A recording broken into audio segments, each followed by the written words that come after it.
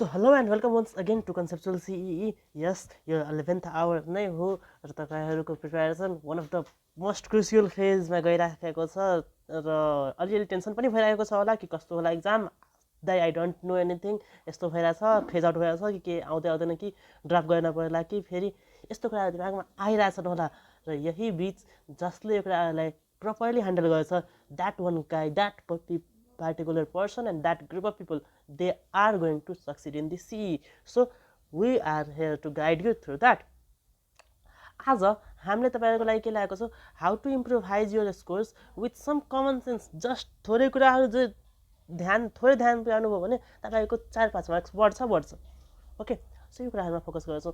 अर्को कुरा आउँछ कि जसलाई अहिले लागिरहेछ कि हैन अब यसपालि हुँदैन ड्रपै गर्न पर्ला कि and so on.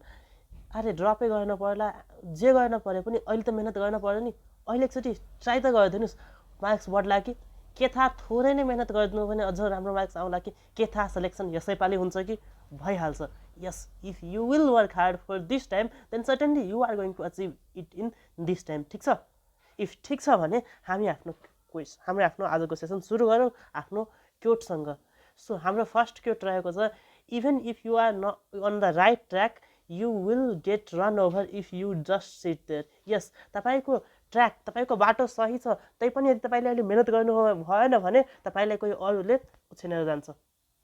Okay so right track मात्र हैन कि राइट स्पिड पनि चाहिन्छ है, अहिले राइट स्पिडको टाइम छ सो स्पिड अप गर्नुस् आफुले। Next thing for those of my dear brothers and sisters who think this is not possible in this time, nothing is impossible my dear friend, the word itself says I am possible. Yes यदि तपाईले यसैपालिको लागि पनि राम्ररी मेहनत गरिदिनु भयो, राम्रो पढ्दिनु भयो भने विश्वास गर्नुस् कम्तीमा भए पनि 5-6 मार्क्स बढ्छ, 7-8 मार्क्स बढ्छ, कसैको 9-10 मार्क्ससम्म पनि बढ्न सक्छ। त्यति बढ्यो भने प्रगति त पक्कै पनि हुन्छ है किनकि स्कलरशिप मान्छेको 1 मार्क्सले छुटिरहेको हुन्छ। So with that what we should promise to ourselves is we should promise ourselves that we are going to make it this time. यसपालि गर्छौं इफ भएन भने के नै छ र। अरे थोमस अल्वा एडिसनले 999 पल्ट बल्ब बनाउने ट्राई गरेका थिए, फेलर पाएका थिए, but after all he made such a thing that everyone remembers him, right? So we are also going to make our attempt meaningful. Result meaningful हुन्छ हुँदैन that's not our matter, but हाम्रो attempt त meaningful हुनै पर्छ के, attempt त meaningful हुनै पर्छ र हामीले आफ्नो अटेम्प्टलाई मिनिङफुल बनाउँछौँ। सो अब हामी अब towards our main topic for today. हाम्रो मेन टपिक के थियो त, अलमोस्ट 30% क्वेसन, अरे ग्रेटर देन, म त भन्छु greater than 30% question can be solved by using an attentive common sense. के हो त अब attentive common sense? Attentive common sense means तपाईले क्वेसन राम्ररी पढिदिनु पर्यो, एक्जाम दिन जाँदाखेरि दिमाग होस्टेलमै छोडेर जानु भएन, मस्त मजाले चिल भएर जानु पर्यो र प्लस आफ्नो थोरै कमन सेन्स लगाउनु भयो भने तपाईको क्वेसन्स बन्छ। क्वेसन्स कस्तो खाले क्वेसन्स बन्छ त दाइ?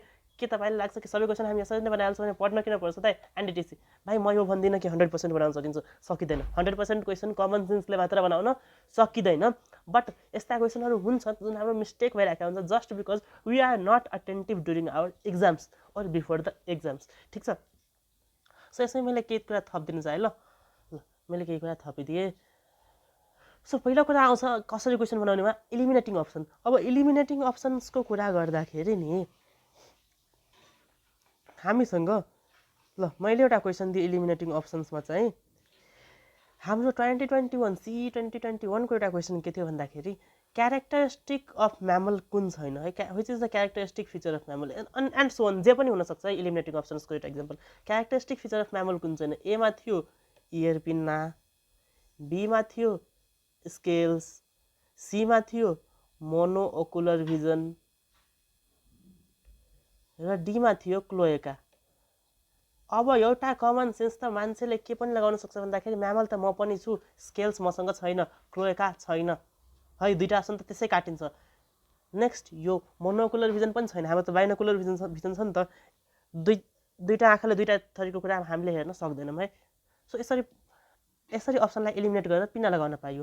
एन्ड सिमिलर एटलिस्ट सबै जसो क्वेसनबाट कम्तीमा पनि दुईटा अप्सन त काटिन्छ। सिमिलर क्वेसन एउटा थियो cavity in brain lined cavity in brain is lined and CSF is secreted by है सिएसएफ सेक्रेट कसले गर्छ एमा थियो एस्ट्रोसाइट बीमा थियो ग्लायल सेल सीमा थियो स्वान सेल अनि डीमा थियो इपेन्डाइमोसाइट अब हेर्नुहोस् तपाईहरूलाई मलाई थाहा छ धेरैलाई क्वेसनको आन्सर थाहा होला तर मैले भने कि क्वेसनको आन्सर थाहा छैन सो जसलाई बेसिक्स थाहा छ उसले अब कमन सेन्स लगाउँछ अरे स्वान सेल्स भनेको त के थियो अरे सर दाई मैले पढेको थिएँ myelin Sith in case of peripheral nerves is secreted by Schwann cell so Schwann cell myelin Sith दिन्छ र पेरिफेरल नर्भस सिस्टममा हुन्छ भने त पेरिफेरल नर्भस सिस्टममा त हुँदैन हाम्रो यो सिएसएफ होइन पेरिफेरल नर्भस सिस्टमको नर्भहरू त सेक्रेट गर्दैन त्यही भएर स्वान सेल हुँदैन ग्लायल सेल त जहाँ पनि हुन्छ धेरै हुन्छ सो यो पनि हुँदैन सो दुईटा अप्सन त जुनसुकै पनि क्वेसनमा तपाईँले आफ्नो कमन सेन्स इलिमिनेट गर्न सक्नुहुन्छ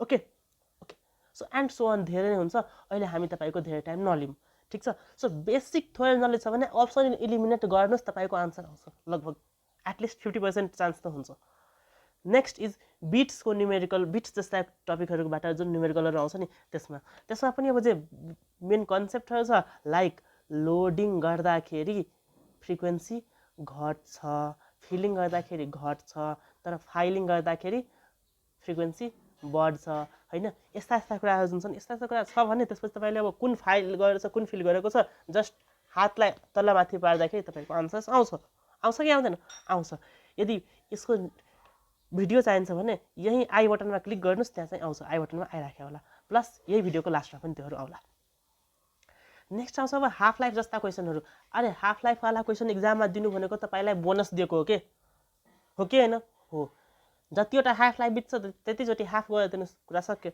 लाइक पहिला यदि 100% थियो भने एक हाफ लाइफ पछि कति जान्छ 50% बाँकी रहन्छ दिस इज बाँकी के हाफ लाइफमा पनि जस्ट कमन सेन्स लगाउनु पर्छ कि बाँकी कति छ ठिक छ नेक्स्ट सेकेन्ड हाफ लाइफमा बाँकी कति 25% थर्ड हाफ लाइफमा बाँकी 12.5% एन्ड इटिसी जान्छ नि त सो यस्ता क्वेसनहरू इक्जाममा दिनु भनेको मतलब तपाईँलाई बोनस दिनु हो र यस्ता क्वेसन आउँछन् प्लस एटमिक यो एउटा एटम्स भन्ने जुन च्याप्टर छ नि एटमिक रेडियस एटमिक एनर्जी यसबाट पनि क्वेसन आउँछ एभ्री इक्जाममा र दुईटा क्वेसन जति पक्कै पनि आउँछ यो च्याप्टरहरू पढ्नुहोस् है त सो त्यहाँ पनि जस्ट कमन सेन्स लगाएर क्वेसन बन्छ के ओके सो हामी अब आउँ नेक्स्टमा अल्फा बिटा इमिसनको केस यो खासमा मैले आज यो भिडियो बनाउनुको कारण यही केस थियो कि किनकि हिजो एकजना भाइले मलाई यही क्वेसन सोध्दै थियो सो हेर्नुहोस् कमन सेन्सको अर्को इक्जाम्पल के हुनसक्छ तपाईँलाई सोध्छ यदि कुनै एटममा n/p रेसियो हायर छ भने त्यसले के इमिट गर्छ n/p रेसियो हायर भनेको मतलब न्युट्रोन धेरै छ भने न्युट्रोन कम हुन खोज्छ न्युट्रोन कम हुनु भनेको के बिटा इमिसन हो कि होइन न्युट्रोन कम हुनु भनेको बिटा इमिसन गरेर हुन्छ कि हुँदैन हुन्छ नि त्यही हो कि यदि n/p बढी छ भने बिटा इमिसन यदि n/p कम छ भने अल्फा इमिसन र कहिलेकाहीँ पोजिट्रोन पनि ओके सो यस्ता जस्ट बेसिक सेन्स लगाउने हो क्वेसनलाई पढ्ने मात्र मजाले आन्सर आउँछ क्वेसनलाई मजाले पढ्दियो कि आन्सर आउँछ सिमिलरली त्यो convex mirror concave lens convex लेन्सको क्वेसनहरू दिए त्यहाँ हाइट अफ अब्जेक्ट इटिसी दिए लास्टमा त के हुन्छ अरे कन्भेक्स मिरर छ भने त्यसले अलवेज डिमिनिस्ड इमेज बनाउँछ त्यही भएर एउटै अप्सन दिएको हुन्छ and that option has low magnification less than 1 त्यस्तो कुराहरू आउँछ के सो थोरै कमन सेन्स लगाएर आन्सर गर्नुहोस् थोरै अटेन्टिभ भएर आन्सर गर्नुहोस् पक्कै पनि तपाईँको 4-5 मार्क्स त बढ्छ so believe yourself and this is the time when you must believe yourself okay next पनि एउटा कुरा हेरिहालौँ ल कुनै केमिकल रियाक्सन नै भयो अरे सपोज कुनै केमिकल रियाक्सन नै दियो अरे अब त्यो केमिकल रियाक्सनमा प्रोडक्ट यदि प्रेडिक्ट गर्नु छ भने त्यसमा अक्सिडेसन रिडक्सनहरू हेर्न सक्नुहुन्छ किनकि एउटा यदि अक्सिडाइज भएको छ भने अर्को त रिड्युस भएकै होला हो कि होइन हो र अक्सिडाइज को हुन्छ जस्तै मैले यहाँ मानिदिएँ H2SO4 यसको अक्सिडेसन स्टेट कति हो +6 अब यसलाई अक्सिडाइज गर्न मिल्छ हाइएस्ट अक्सिडेसन स्टेटमा छ अब त्यो रिड्युसै हुन्छ सो प्रोडक्टमा यो अलवेज SO2 यस्तामा जाला नि त होइन हो नि त सो अक्सिडेसन रिडक्सनहरूको कन्सेप्ट लगाउनु हो भने पक्कै पनि केमिस्ट्री पनि खतरा जान्छ क्या अलवेज सो यो अक्सिडेसनल रिडक्सनको कन्सेप्टवाला पनि हाम्रो यही भिडियोको लास्टमा तपाईँको पपअप हुन्छ है, यहाँ आई बटनमा पनि आएको होला सायद, नत्र लिङ्क म राखिदिन्छु, डोन्ट वरी। ओके, सो यसरी you can use just basic sense for eliminating the options, for doing the numericals and for many thing in the exam के। जस्ट आफूलाई बिलिभ गर्नुहोस् र सानो सानो कुरालाई ध्यान दिनुहोस्, पक्कै पनि राम्रो हुन्छ। यसपछि कुरा आउँछ दाइ हाम्रो एडमिट कार्ड कहिले आउँछ भन्ने कुरा। Admit card will come up to लगभग फ्राइडेसम्म त आउँछ, फ्राइडे वा स्याटरडेसम्म तपाईँको एडमिट कार्ड आउँछ। त्यो वेबसाइटबाट डाउनलोड गर्न मिल्छ, so don't worry for that.